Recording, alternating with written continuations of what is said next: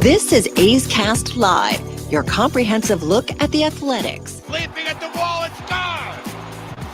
A towering drive into center field by Rooker. And 29 other MLB clubs. A judgy blast. All rise. Here comes the judge. Swung on, hit high, hit deep to right, away back into the second deck. Bobby Witt Jr. becomes the first shortstop in Major League history to have two 30-30 seasons. Shea starts the 50-50 club. Join us as we take you inside the baseball universe, from humidors to walk-off dingers to Hall of Fame talk. We have you covered. Spend your afternoon with us, only on A's Cast Live. Here's Chris Townsend.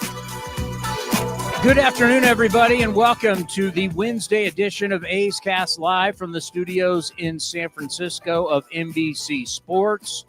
We've got a really fun show for you today. Doug Glanville, who obviously you hear Sunday Night Baseball, works for ESPN, works for the Chicago Cubs. He has the great podcast and writes for The Athletic with the Hall of Famer Jason Stark, and is a professor at the University of Connecticut, UConn. Very accomplished, one of the smartest guy, Ivy League guy from the University of Pennsylvania. Our buddy Doug Glanville is going to be on the program today. And then the all-star and father of Jacob Wilson, Jack Wilson, will be here. He just did his tour with the Savannah Bananas. So we'll talk a little Savannah Bananas, and it really is great that we will talk about that today because it really works with what happened last night in baseball. And so that Doug Glanville will be at 2:40. Jack Wilson will be at 3 o'clock. We've got two things to talk about today. Player of the month, Shea Langeliers, awesome. And number two, conduct on the field continues to be an issue.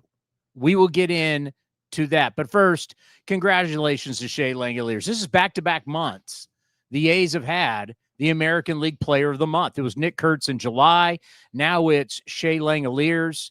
And to me, something that I want to get into today, and I'll talk about this also when we flip to the NBC side of this is why you allow young players to go through growing pains. Now, if you remember back, Shea Langeliers is traded. He came over in the Matt Olson deal. If you're listening to us on A's Cast or on the A's radio network, you can't see the highlights we're playing of Shea right now and what he did in the month of August, but you're seeing it on Twitter or on YouTube. And when he came over, you're like, wait a minute, we got Sean Murphy. What are you going to do with this guy? Remember, he played in the Futures game. You knew he was a top prospect. But they realized, and David Forst had the foresight to say, you know what, this kid is better. He's got better skills. And you trade Sean Murphy, and you allow Shea Langeliers to go get the majority of the reps behind the dish, get the at-bats. Early on, he was criticized, his defensive metrics, and now you look at him, and he's a player who's not young anymore. He's a player in his prime. And he's now going to be, hopefully in this, barring injury, he's going to be in this prime for the next 4, 5, 6 years. Sit back and enjoy. But he got here because you allowed him to grow. You planted the seed, you watered it, and this is the reward. Does it always happen? No. But this is why you need to allow young players to play. And when people call me up on A's Talk and we talk about getting veteran guys and going, what do we need to go get? Well, sometimes you got to realize you don't go get people. You allow the guys that you think they're your future studs, you allow them to play. And you allow them to go through the growing pains, and hopefully they will turn into this type of player. And he's starting to look like an all-star player. In the second half, I'm not looking at everybody's numbers, but in the second half, nobody really has been better since the All-Star break, hitting .313, 17 home runs, and a 1,047 OPS. This is as a catcher. But you could take away that the defense, because we always look at catchers and we go, if they hit, it's a super extra bonus. Well, let's just take his defense position away and just look at him as an offensive player. He's been one of the, forget catchers, he's been one of the best bats in the American League in the second half. He's growing. He's healthy. He's in great shape. Ever since he went on the IL, since he's come off, he's just been absolutely incredible. And that's just the number side. Then you have to get into the side of Shea the person, Shea the leader. When we had him on the show and we talked about, isn't it interesting how the questions you used to ask guys, they're now asking you? That's when you know you're starting to become one of the leaders of the team. And it's about preparation. And I think Sean Murphy helped him a lot too with that. Thank you, Murph, for that. Learning the pitching staff, learning the opposing players, learning strengths and weaknesses, how to attack hitters, but how to attack hitters with what your pitcher has. Because a hitter could have a weakness, but your pitcher may not have the stuff to exploit that weakness. So you got to know everybody's strengths, everybody's weaknesses, and then also, which is so tough for catchers today, two things really are so tough for catchers today. They have to deal with more pitchers than ever before, and they have to catch more velocity than ever before. So when you're catching more velocity, everybody throws hard. That's wear and tear on you. Had a conversation with Willie MacGyver, and his right index finger is just numb. And it's something he just accepts because he catches so many bullpens. I should say it's his left index finger. He's a right-handed catcher. It's his left index finger on his glove hand is always numb because of all the pounding he takes in the bullpen of these guys throwing 100 miles an hour. I mean, their sliders are 92, 93. That used to be a fastball. So the wear and tear on a catcher because of what they have to catch, and they're always having to frame, and the wear and tear and doing that at such high velocity, man, to have somebody hit like Shea Langeliers, it's something super special. Yeah, well, we won't have to worry about the defensive part of it, the framing, in a couple of years when the ABS and all that stuff comes, which will help a lot of catchers, I think. But having a catcher, like you said, that can hit like Shea has, the 313 average since the All-Star break, the 17 home runs, which are the most, tied for the most in the American League with Junior Caminero, who hit his 40th last night at the Rays. The kid is a stud for the 22, Rays. Yeah. And he has almost as many. You're like, it's George Steinbrenner Field, whatever the hell they call it in Tampa. No. He's got almost just as many home runs on the road. This kid. I mean, he's like, I haven't seen the list, but I just remember talking about home runs at that age. And it's like Eddie Matthews, Joe DiMaggio, Mike Trout. I mean, if he gets to a certain point. Wasn't Double X on that list too? Jimmy Fox. Ted Williams was on there. Was McGuire on? McGuire had to be on there. 49 home runs as a rookie. I mean, it's an incredible list to be that young. Maybe McGuire wasn't that young. So he was a college guy though. So was he 22? I just remember it was a list of guys 22 and younger to have this many home runs. How old was McGuire his rookie year? McGuire, the year he hit 49, was 23. Yeah, so he wasn't on that list. I want to say it was Eddie Matthews, Mike Trout, Joe DiMaggio, and there was like one or two other guys. Ted Williams at age 22 hit 37 homers. So he's not on the list. I mean, it's a who's. Oh, Caminero, pretty amazing. So that is great stuff. And I can't wait to get into Doug Glanville coming up here of what happened in the Giants game last night. As we were here at the studios in San Francisco, do you have it? Let's play it. Where a home run off Freeland in the first inning. And, of course, Devers, like so many other guys, he's going to pimp it. Freeland gets angry, and next thing you know, the dust-up happens. No punches are thrown, not that big of a deal. Matt Chapman came in, then Willie Adames came in. Guys are getting thrown out. Bob Melvin literally was on the field talking to the umpires because we're sitting there watching the Giants game's on one of the screens, and we're like, it's been like 15 minutes. What are like? Guys are thrown out. Let's go. They waited like 15 minutes, but it always goes back to who's right, who's wrong. Who is right and who is wrong? I'm going to say this. I think it's great for our game. I absolutely love it. You've got Giants are still kind of in it, I guess. They're game over. They're hovering. Rockies stink. They lost a 100 game last night. But you know what? That added a lot of excitement, didn't it?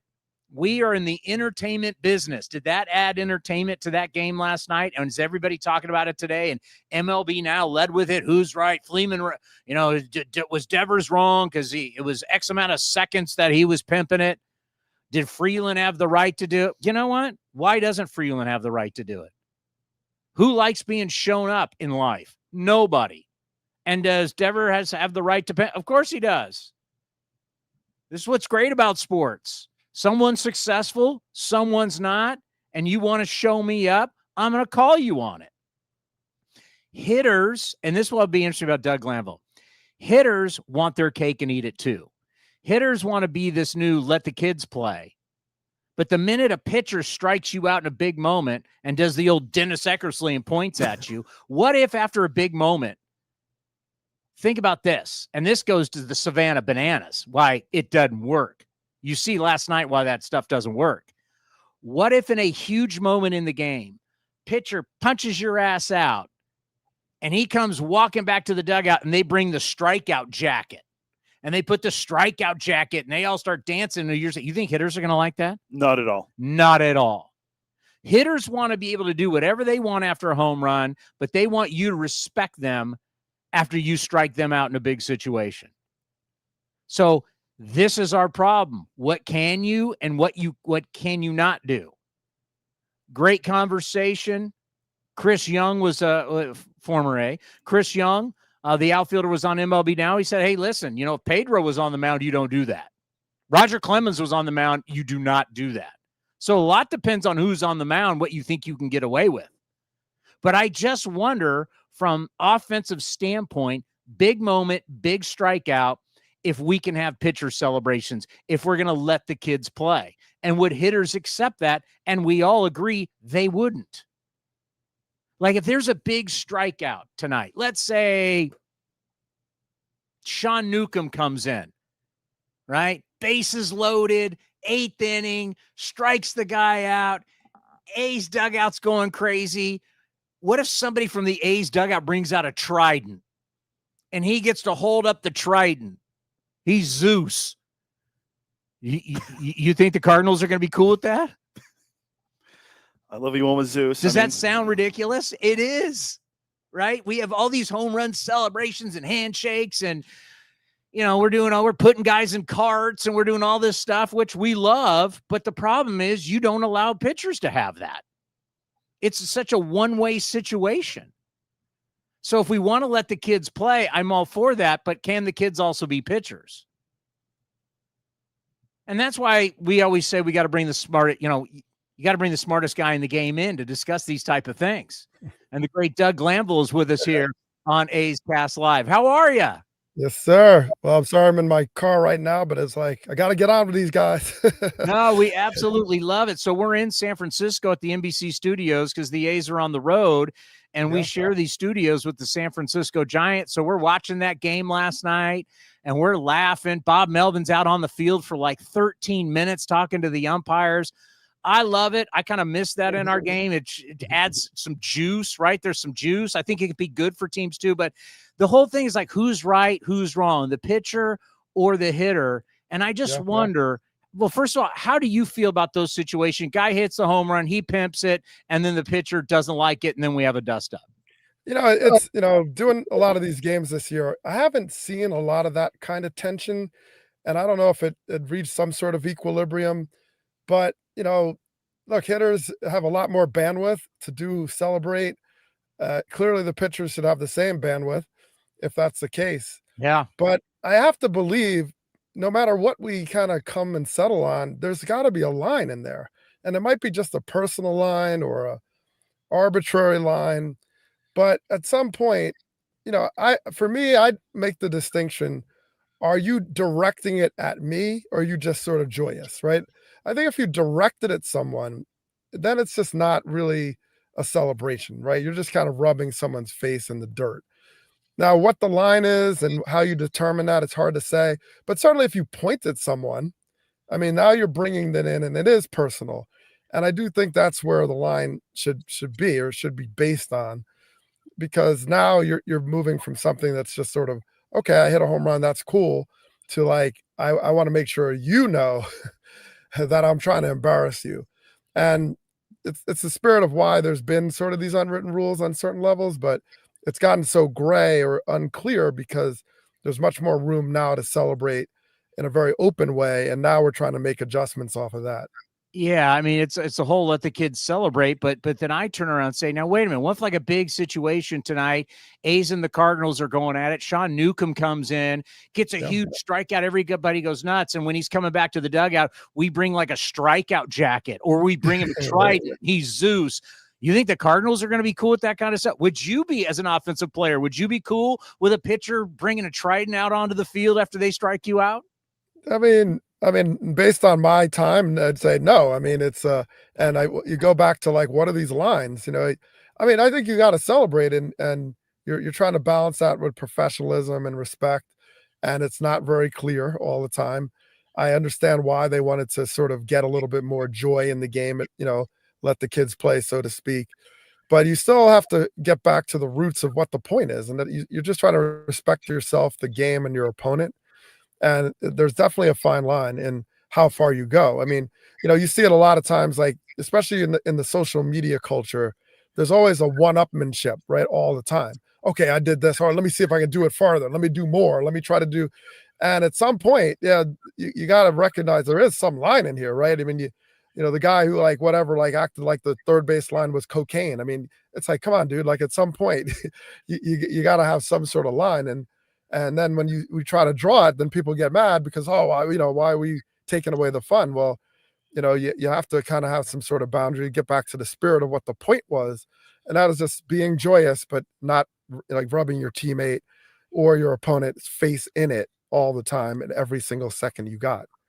All right, Shea Langeliers is the American League Player of the Month for the month of August. Nick Kurtz was just the Player of the Year in the month of July. So having two players back-to-back Player of the Months. I know you've been looking at the A's from afar. What does that mean to you when an organization starts getting these type of awards?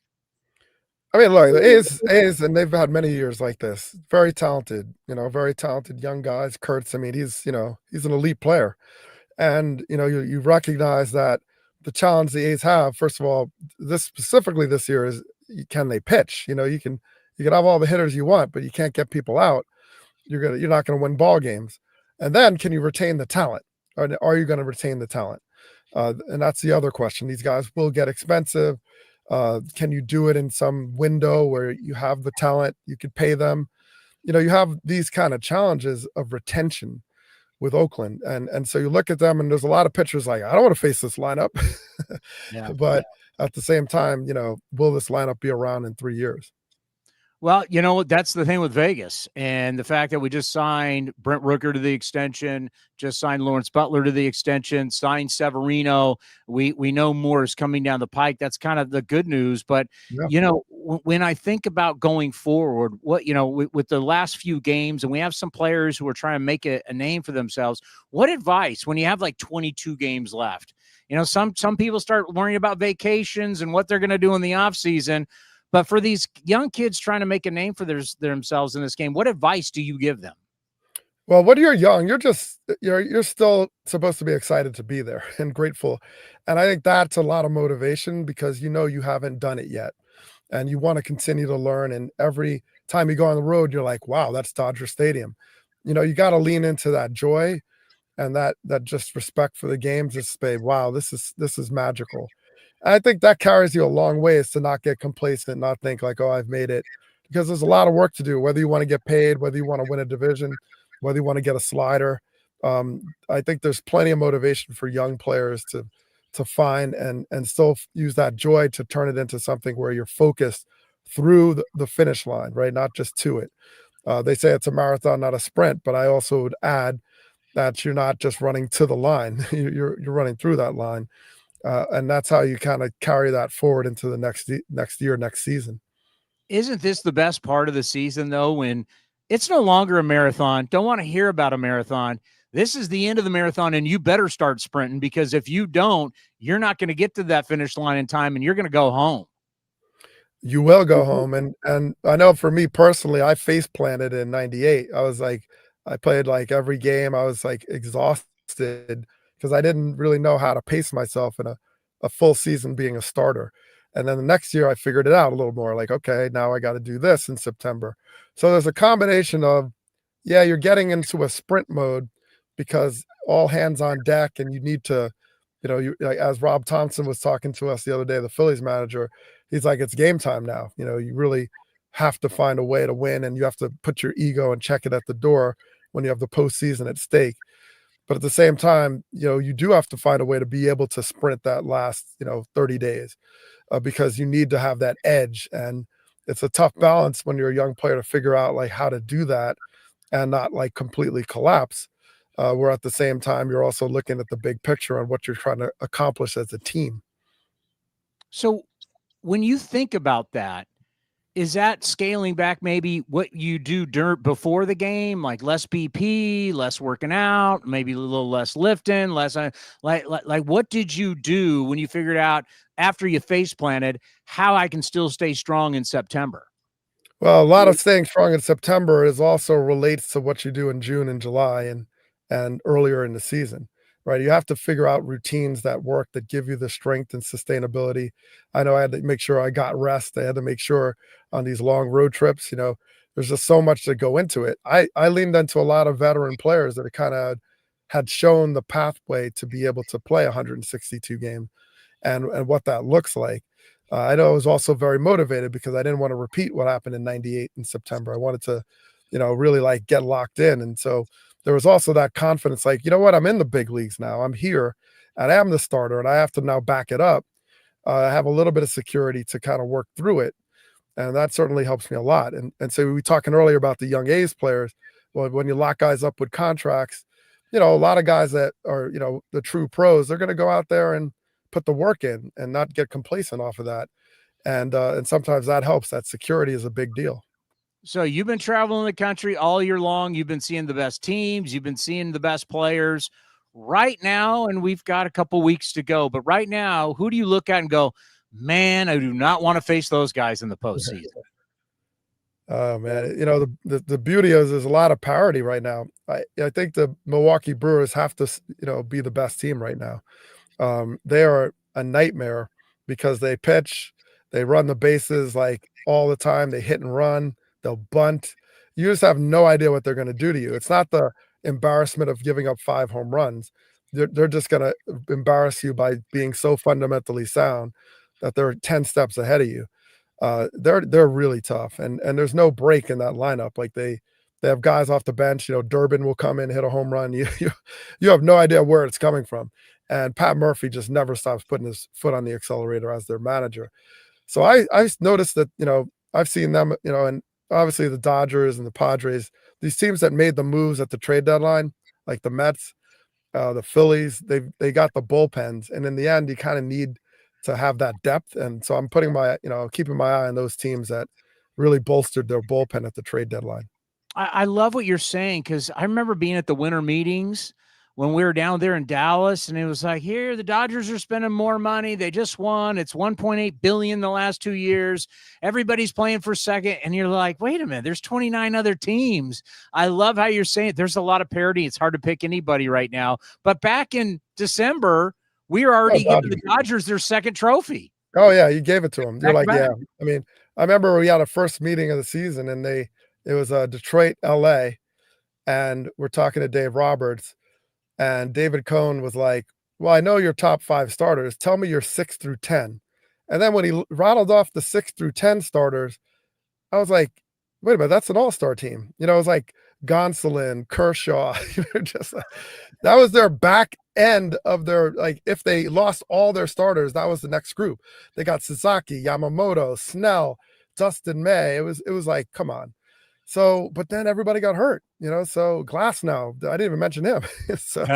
So it's, you have to bet on the fact that they had such unlimited resources, but they're gettable right now. They really are. Mookie Betts has been a little bit off, and they're a team that could be, beaten. And that gives it a lot of wide openness to not only the National League, but all of baseball. Hey, we always appreciate your time. You are the best, whether we're talking Sunday Night Baseball, also what you do with Marquee, with The Athletic, whether it's writing, it's your great podcast with the Hall of Famer Jason Stark. We're always paying attention. Smartest guy in baseball, we like to say. Thank you so much. Enjoy the rest of the season, and hopefully we'll talk to you during the postseason. Yeah, Chris, man, thanks for having me. Always a pleasure, anytime.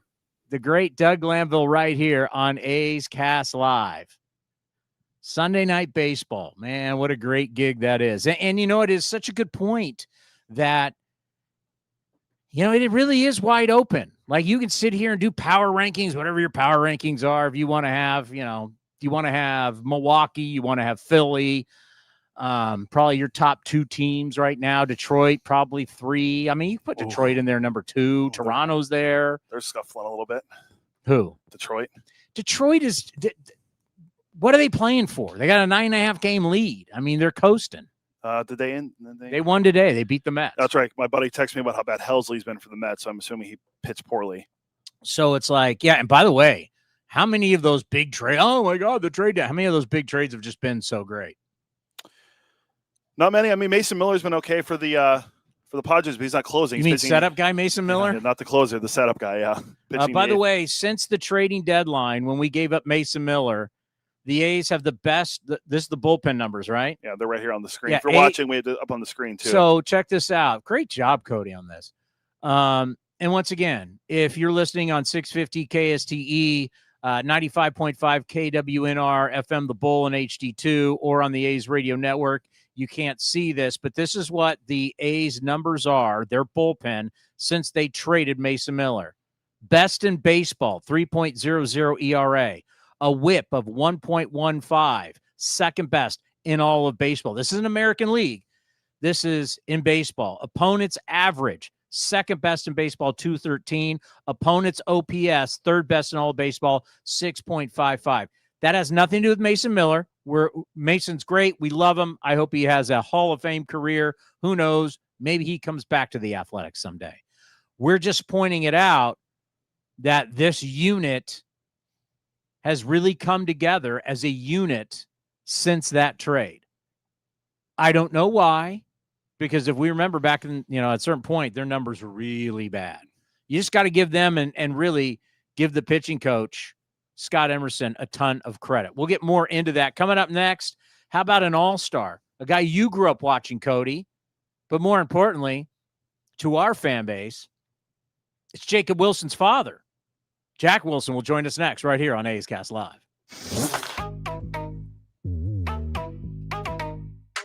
A's left fielder Tyler Soderstrom joined Towny on A's Cast Live and talked about moving from the infield to playing left field. Yeah, the comfortability is there for sure. There's still things that I didn't get to learn in the minor leagues that I kind of got to learn.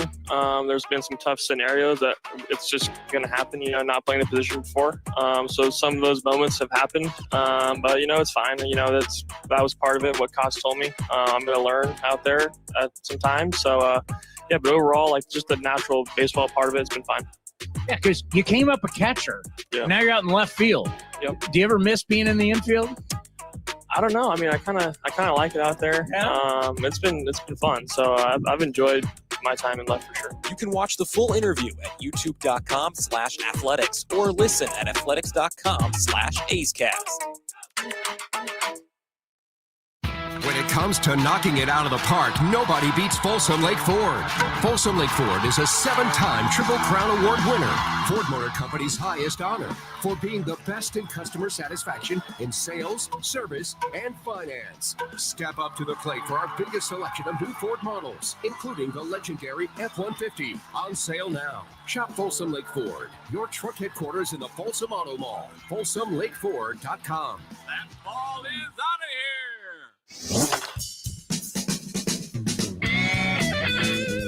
Shea Langeliers joined Chris Townsend on A's Cast Live in West Sacramento to talk about stepping up and becoming a leader for the A's. Maybe towards the end of last year, the end of 2024. Yeah, it's something that just kind of happens. All of a sudden, guys start asking you stuff. You used to ask those questions. Now those questions are being asked to you, and it's kind of something that just gradually happens, and all of a sudden you're kind of a guy people look up to, and I really noticed that. And we understand when we have players in this situation and like where you are right now, and the younger guys come up and they start bringing up your name, I start realizing, okay, we're starting to see that transition. Tell us what that's like. It's got to be a pretty cool feeling. Yeah, it is kind of funny. Like you said, it's the questions I was asking when I first came up, and the questions that I'm getting from the younger guys now. And I'm not one to claim to know all the answers and have all the answers. Just be as honest as I can with them, what my experiences were, what I went through, what I thought helped me. And like I said before, everybody's different. Everybody's going to have, a different answer to what their question is. And I just, go off my experience, what I felt made me better, and then they adjust with that. You can watch the full interview at youtube.com/athletics or listen at athletics.com/AceCast.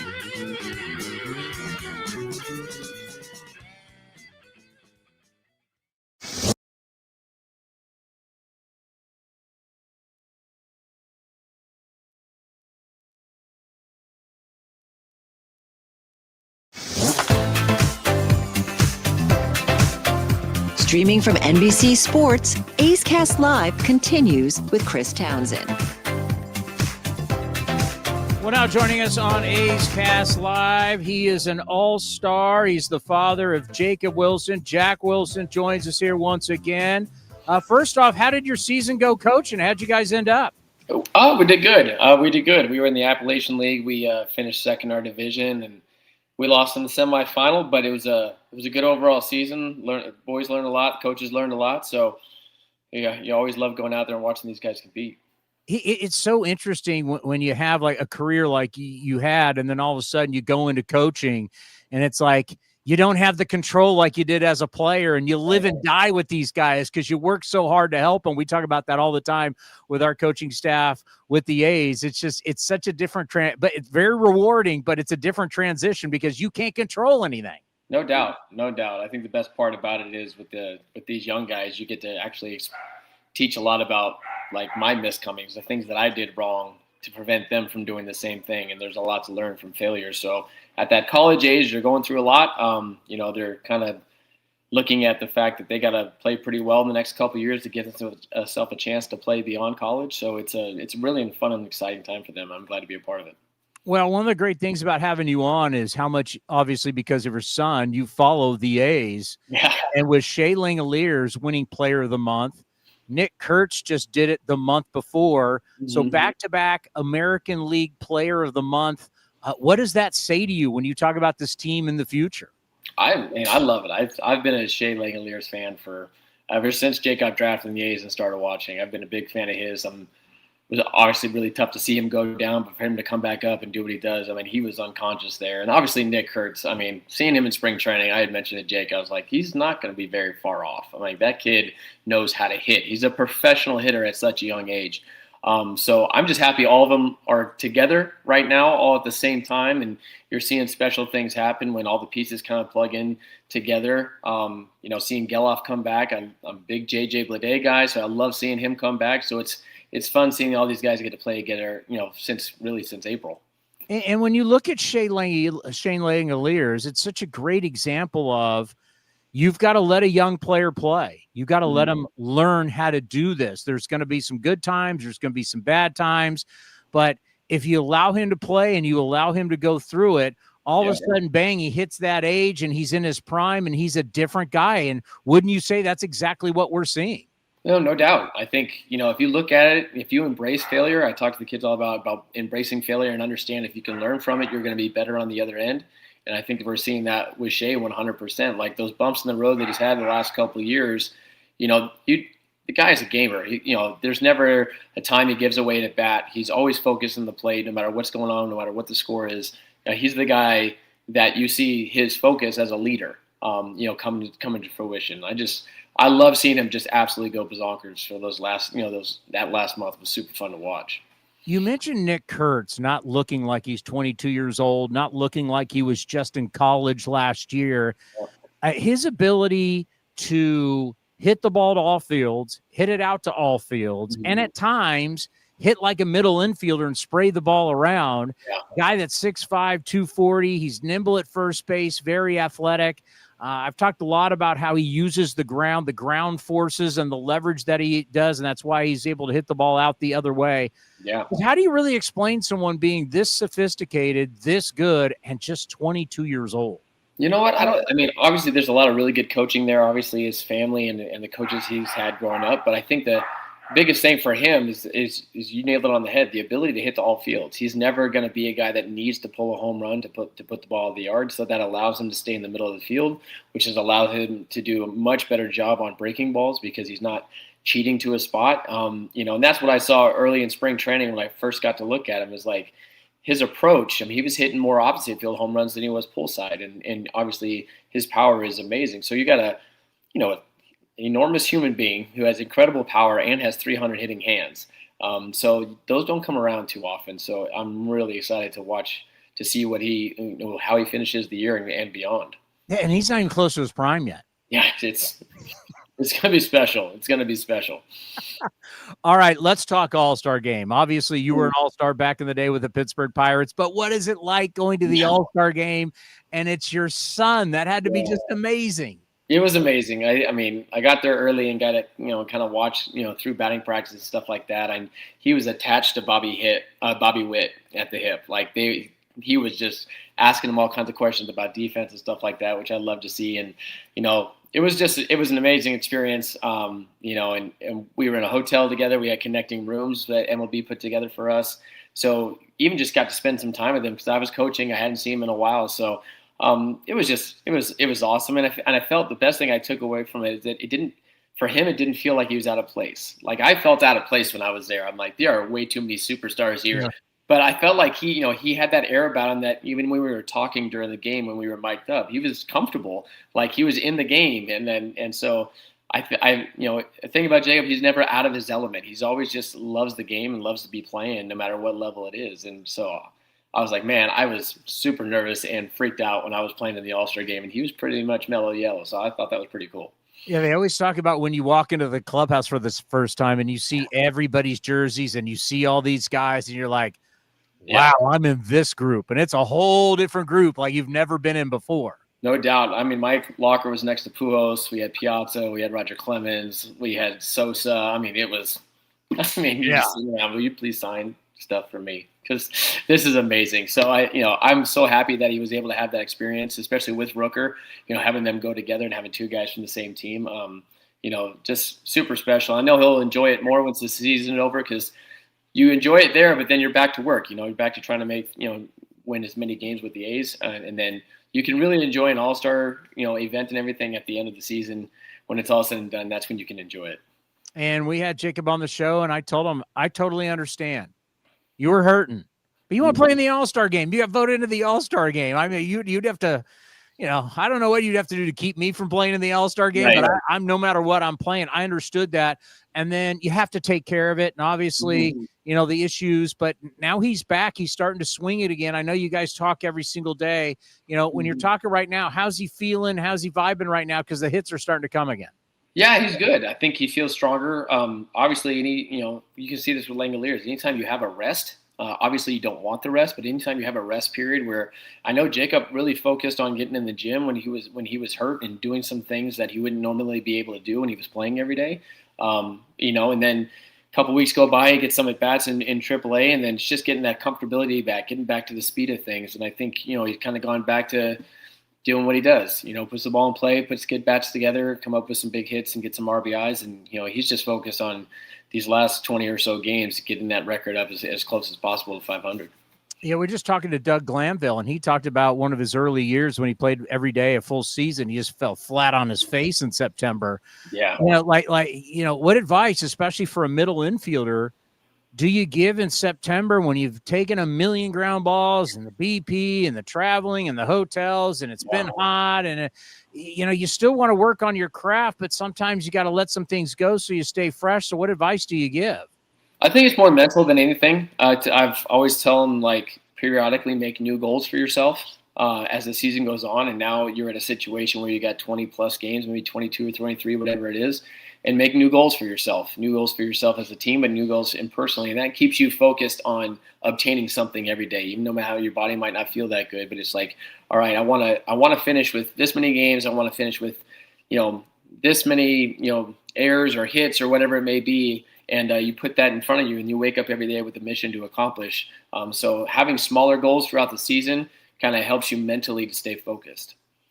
All righty, let's talk about the Savannah Bananas experience. How was it? I mean, it looks like incredibly fun. Everything that's going on, selling out stadiums. It's like the Harlem Globetrotters that we remember back in the day on steroids. How was the experience? Other than me grounding out to the pitcher and then him throwing me out in between the legs, it was great. It was. Honestly, I was happy and really happy. I got there 3 days early, and the amount of work that these guys put in on a day-to-day basis to play a game and do what they do and rehearse and stuff like that. And these guys in these trick plays are amazing. Like athletically, these guys are fantastic baseball players. I think people really look at it and they think it's a show or whatnot, and it is a show. But there were way more baseball plays than there were trick plays in that game. Where there are some catches made in the outfield. The right fielder was hosing guys out of home plate. I mean, perfect one-hop throws. These guys are really good baseball players, and I was really pleased when I walked away. And I love the show part of it. I love the entertainment, but I really enjoyed the baseball. They were getting out and they were upset. Pitchers were upset about not making pitches. Like they had that competitive drive in them.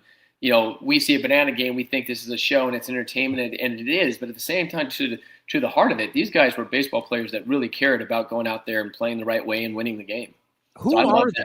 Who are these guys? Most of these guys are guys that either got drafted and then it didn't work out. A lot of them are just out of college, so they're young, but they're very, very talented. Like the guy I faced there was a second-round pick in 2018 for the Dodgers.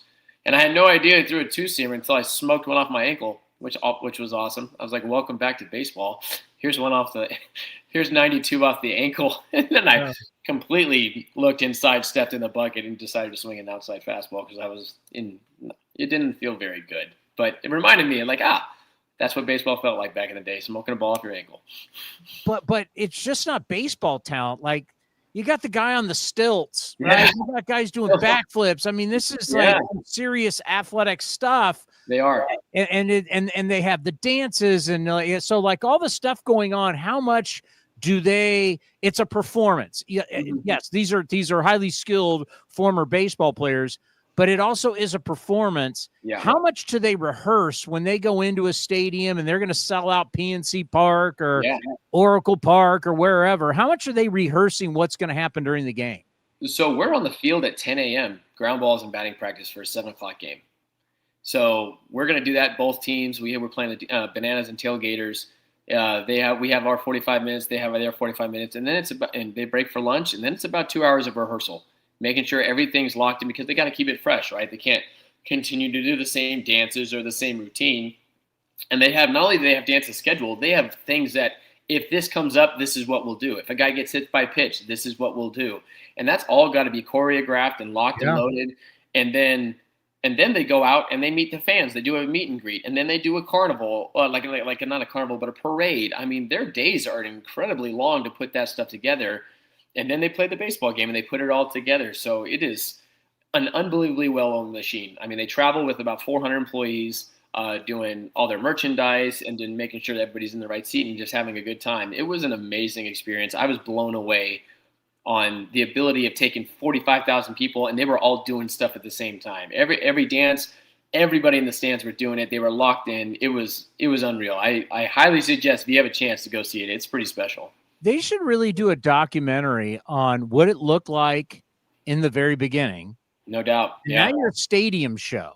Yeah. Kind of like a rock band where you first started playing in these dungy little bars somewhere, and then now you're selling out like back in the 70s. You're Peter Frampton and you're selling out every stadium, and you only play in stadiums, right? Yeah. Like everything gets bigger. Like as you mentioned, someone's got to choreograph the dance. Someone's got to come up with all this. Somebody's got to design it. There's multiple people, and someone's not going to be there for every game because people have lives. So you got to have shifts of different people. I mean, this is a traveling like.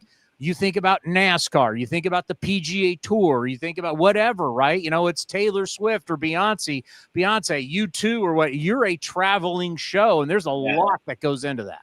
It really is. And, you know, I came away just so proud of being a part of it and getting a chance to go back. And I think, you know, this used to be a collegiate summer team. That's how the Bananas were. They were a collegiate summer ball team. And then when 2020 hit, you know, Jesse, the guy in the yellow suit, has this idea of taking it to this other level and be a traveling show and doing this thing. I feel like, you know, it's a little mixture of, remember the old Negro Leagues, where it was very much like traveling around and performing and being like just amazing at baseball and showing the world what they had. And I think that the Bananas do it too. I mean, it's so professional too. Like everything is on point. I mean, I was so proud to be a part of it, but just really looking at all the pieces and how it comes together to put a show together, to let these guys play the game the right way, the hard way. You know, it was an amazing experience for sure. Now that you've done it, and people say, what could baseball take from it? I don't know. I mean, I haven't been to a show. Whenever they've come to the Bay Area, I haven't been able to go, but you've played in it. Yeah. You've been in the weeds with it, and you've seen how it really works. Is there anything you could take from it? Could Major League Baseball go, man, that might work for us? I don't think so. I mean, they have a rule where you can't even come out of the box at all. It's pretty quick. I mean, usually our bats are 10 to 12 seconds long total. Like, it's fast. You know, their goal is to get a 9-inning game in 2 hours. And there's actually a clock on the scoreboard that starts at 2 hours and it goes down, and the game no new after 2, the old saying, you know. So it goes pretty quick. I don't know if there's anything on the aspects of it. I mean, we already have bat flips and jackets and tridents like you were talking about. We already got props. I mean, so that stuff would not have happened back in the day, because that's, like you said, like, didn't do it against Pedro. You didn't do it against Randy. Well, you didn't do it against anybody, because they would just drill you the next time. So it was. So I think a lot of the flair that we've kind of become accustomed to our last 12, 13, 14 years of the bat flips and the stuff like that, I think that's pretty much good where we're at. So if you were at the plate and some great reliever comes in and strikes you out in a big moment, and obviously that sucks for you. Mm-hmm. You don't like the idea of someone coming out and put the strikeout coat on him, or putting him in a cart and wheeling him back to the dugout, or a trident to celebrate striking out Jack Wilson. You don't like that idea? Well, back in the day, it would have never happened, because the game policed itself. So that wouldn't have happened. Nowadays, they 100% should. If one side gets to do it, the other side should too. But like, Freeland's just yelling at Devers to get down the line because he didn't appreciate it. Like, now we're going to fight. Well, it's because our game's not policed anymore. There's no, it's freedom to do whatever you want. So there's no, hitting a home run and watching it now is okay, but it's also 100% okay for that pitcher to go up there and let him have it for showing him up. So I'm good with both. Let's end on this. And I thought it was a great comment earlier today on MLB Network by Joe Madden, one of the great managers, who said he likes these things because he thinks it brings teams together. Like, no matter how bad the Rockies have been, or the Giants, or take anything else, or in your time, dust-ups, stuff like this brings men together. Talk about that. Well, I think it's too. You're looking, if you're looking to do something like the Giants are and push a run, you got to be, close knit. I think every World Series team has an amazing clubhouse of guys that are bought in together. And you saw immediately, whether they agreed with Devers doing it or not, immediately their players came out for their guy, and that's a team that's ready to fight and claw and do whatever they need to do to get to the postseason. And that's what they're ready to do. So I agree with that in a sense, because in order to do what you want to do and win a World Series, you got to have an entire team bought into each other.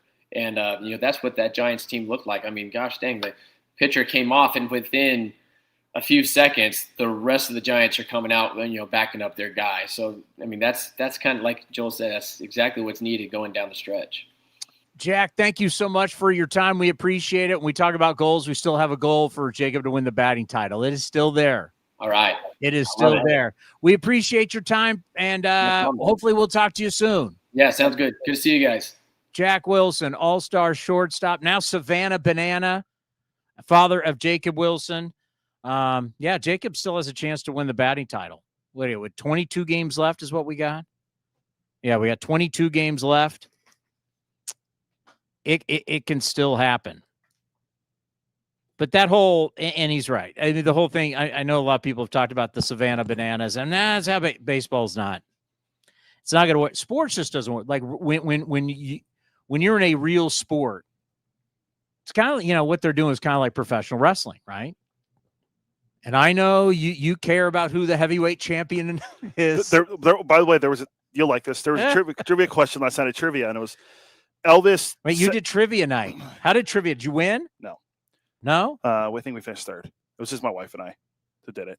One of the questions was about Elvis and setting a record at the Silverdome for attendance in like 1975. Elvis? Yeah. Presley? Yes, at the Silverdome, the Pontiac Silverdome. No longer with us, the Pontiac Silverdome, the old home of the Detroit Lions. So the question was, he set the attendance record, and my wife goes, "Oh, that's incredible." I said, "Yeah, it was broken years later."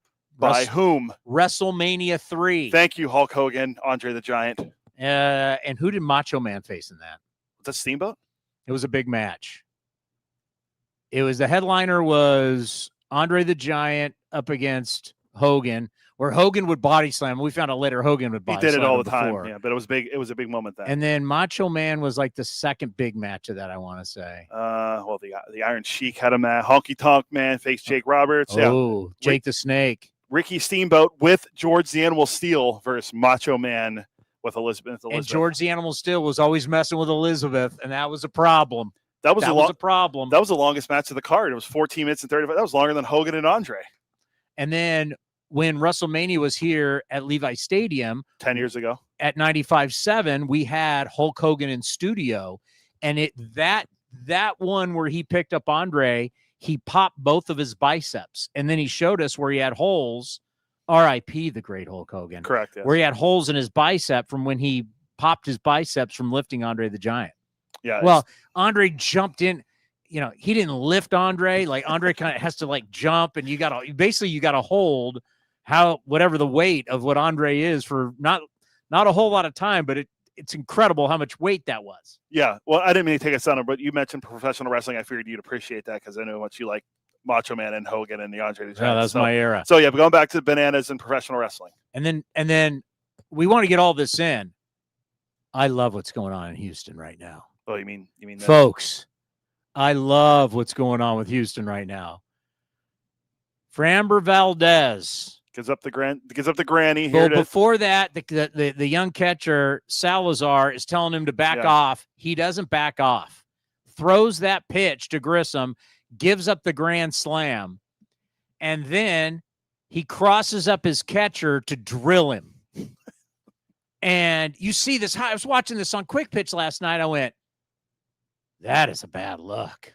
Like, them's fighting words. You do something like that with your own teammate,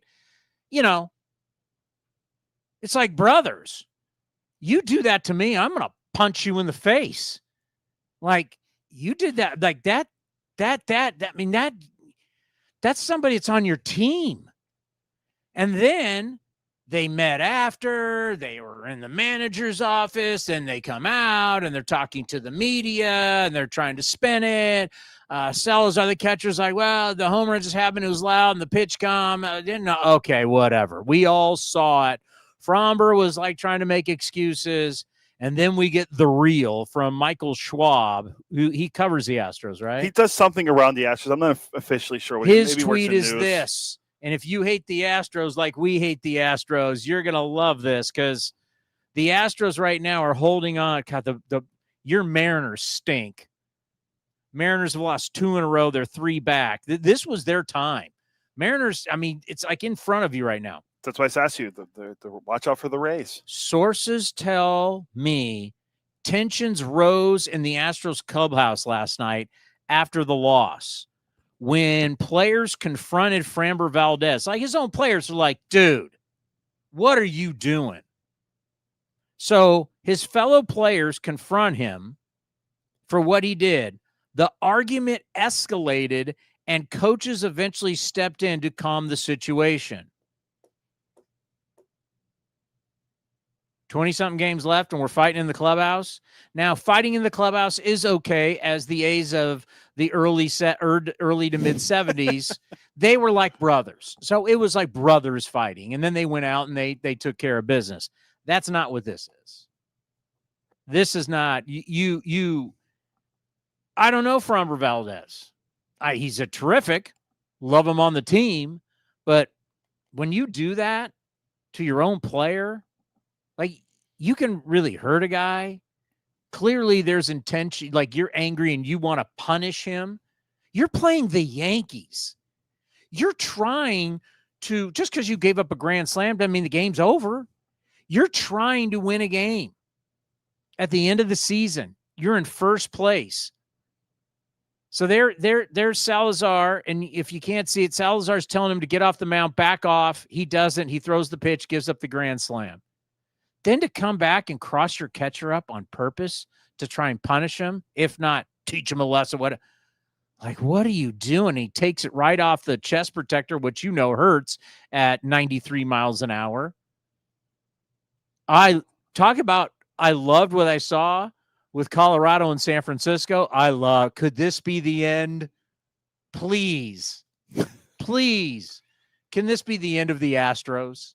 Can we see the Astros crumble right in front of our eyes? I don't know who would take them. I don't know if the Mariners have the guts. Rangers are trying.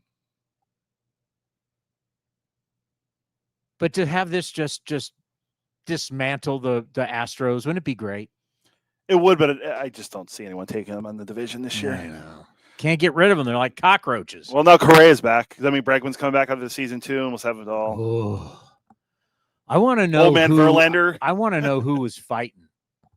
Who, because maybe there's guys that are like Framber's boys on the team, and they're like backing him up, and the other guys are like, hey, man, that's so uncool. And now all of a sudden you have dissension in the clubhouse that the coach has got to come out and break it up. I mean, usually the players, as they say, it's their clubhouse. Well, it sounded like the boys were not able to control themselves, and the parents had to come in and stop it. Yeah, Joe Espada has his hands full with what's going on in that club. Well, Carlos Correa is a leader. He'll get it under Do you control. think this affects Framber Valdez in free agency? It could. I mean, I would you not take him on your team because of it? No, I'd still take him. That's what I'd still take him. Guys pitch big games in the postseason. Yeah, he's a pretty good. He's a nice little left-handed pitcher. Some of these guys are a big pain, and you just got to live with that. I mean, it just is. All right, great show today. Coming up, we've got TK Tony Kemp with Johnny Dasco getting you ready for A's baseball, and then I will be back with Carlos Ramirez coming up here at 3 at it is 3:30. Coming up at 4 o'clock for A's Cast on NBC Sports California. We got a great show for you. Yes, we are honoring the American League Player of the Month, Shea Langeliers. Back-to-back months, the A's have players of the month. How many times that happened in an organization's history? Twice? Once? I think it's in the notes, I think. We have to look. 2001, Jermaine Dye. Yeah, it was the Dye and Xavi.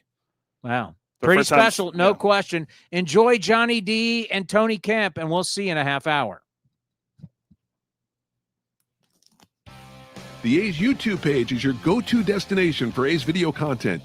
Get access to great highlights, exclusive behind-the-scenes content, classic games, A's Cast Live, and more. Visit youtube.com/athletics. This has been a presentation of The Athletics.